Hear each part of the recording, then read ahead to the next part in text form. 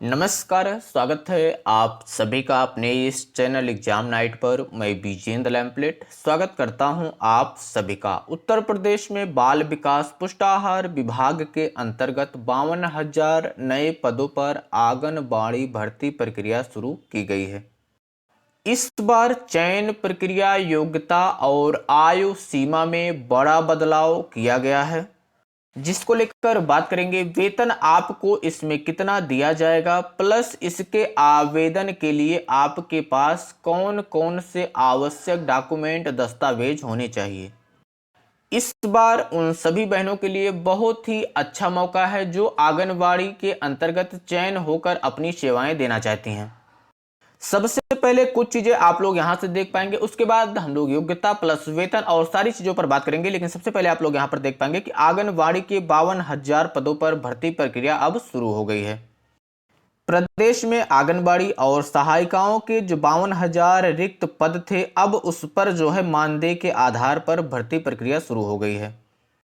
और इस बार चयन प्रक्रिया का निर्धारण दोबारा किया गया है। और अब की बार जो पहले आपकी आयु सीमा 21 वर्ष से 45 वर्ष रखी गई थी इसके आवेदन के लिए, अब उसको संशोधित कर दिया गया है।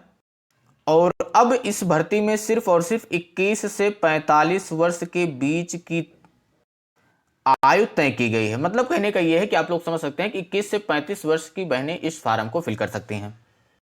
और इसमें जो योग्यता रखी गई है, जब इससे पिछली भर्ती आई थी उसमें योग्यता 10th पास रखी गई थी, लेकिन फाइनली अब की बार जो संशोधन हुआ है उसमें 12th पास मांगा गया है। जी हाँ, अब जो भी बहनें 12th पास हों वही इस फार्म को फिल कर सकती हैं।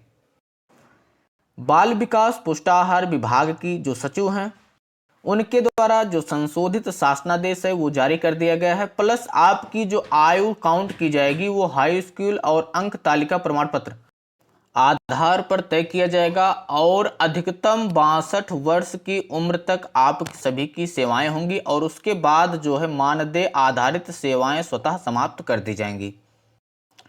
डॉक्यूमेंट भारांक को लेकर बात करेंगे, लेकिन उससे पहले आप लोग यहां पर देख पाएंगे कि शैक्षिक योग्यता एवं आवश्यकता। अब की बार जो नया संशोधन हुआ है उसमें हाई स्कूल नहीं, अब इंटरमीडिएट आपसे मांगा गया है। आप सभी को पता है कि पत्राचार के माध्यम से आप सभी को अब ये जानकारियां विभाग के द्वारा दे दी गई हैं। और आवेदन के लिए महिला का संबंधित राज्य में स्थानीय निवासी होना जरूरी है। मीन्स कहने का यह है कि आप सभी का निवास प्रमाण पत्र इसमें लगेगा और आप लोग उसी राज्य से संबंधित होनी चाहिए। आंगनबाड़ी केंद्र के लिए आवेदन केवल विवाहित महिलाएं ही कर सकती हैं। आयु सीमा जो 21 से 45 थी अब उसको बदलकर 21 से 35 वर्ष कर दी गई है। यदि आप में से बहनें इस फार्म को फिल करना चाहती हैं और क्राइटेरिया को फुलफिल करती हैं तो आप लोग इस फार्म को जरूर फिल करें। अब देखिए, जैसे ग्राम पंचायत वाइज कई आवेदन आ जाते हैं। मान लीजिए आपके यहाँ 2 पद निकाले गए हैं रिक्त पद और उसके लिए 5 आवेदन दे दिए जाते हैं, तो उसमें से कुछ वरीयताएं देखी जाएंगी।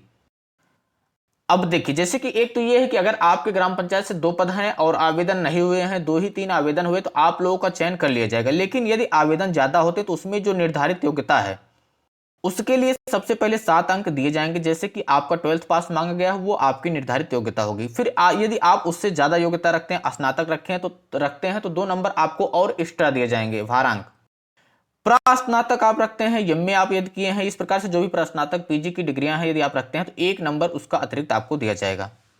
आप यदि नर्सरी अध्यापिका, बाल सेविका या शिशु पालक का 10 माह या इससे अधिक का अनुभव रखती हैं तो आपको 3 अंक अतिरिक्त दिए जाएंगे। या फिर अनाथ आश्रम, बालिका आश्रम में रहने वाली तलाकशुदा व एकल महिला जो 7 साल से अपने पति से अलग रहती हों, ऐसी कंडीशन यदि है तब भी 3 अंक भारांक के रूप में दिए जाएंगे। प्लस 40% या इससे अधिक विकलांग होने पर आपको 2 अंक अधिक दिए जाएंगे।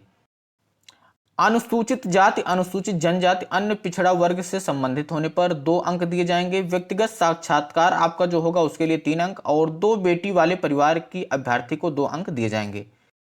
अब देखिए, इसमें ऐसा नहीं, इसमें से कई बहनें होंगी जिसके पास कुछ योग्यता होगी, जिनके पास कुछ योग्यता होगी। तो जरूरी नहीं है कि आपके पास इसमें से योग्यता नहीं तो आप लोग फार्म को ना फिल करें। मान लीजिए आपके पास स्नातक है तो आपको 2 अंक मिल रहे हैं। व्यक्तिगत आपका साक्षात्कार होता है, आप उसमें 3 अंक ले लेते हैं। प्लस आप SC ST OBC से हैं तब आपको 2 अंक मिल रहा है। इसमें जो कार्यकर्ता का मानदेय है वो 8,000 रुपये है और सहायक का मानदेय 4,000 रुपये है। यदि आप लोग ये निर्धारित योग्यता मीन्स 12th पास यदि आप लोग हैं, फार्म को जरूर से जरूर फिल कर दें, क्योंकि आगे की जो मेरिट लिस्ट है, जी हाँ, उसमें कई आधार हैं, चांसेस पूरा बनेंगे कि आप लोगों का जो चयन है वो हो जाएगा। ऑफिशियली साइट जो इसकी है उत्तर प्रदेश के बाल विकास पुष्टाहार की, वहां से आप लोग आवेदन करा सकते हैं। यदि इससे संबंधित कोई भी डाउट आप सभी को होता है तो आप लोग कमेंट भी कर सकते हैं और उसका भी जवाब आप सभी को दिया जाएगा।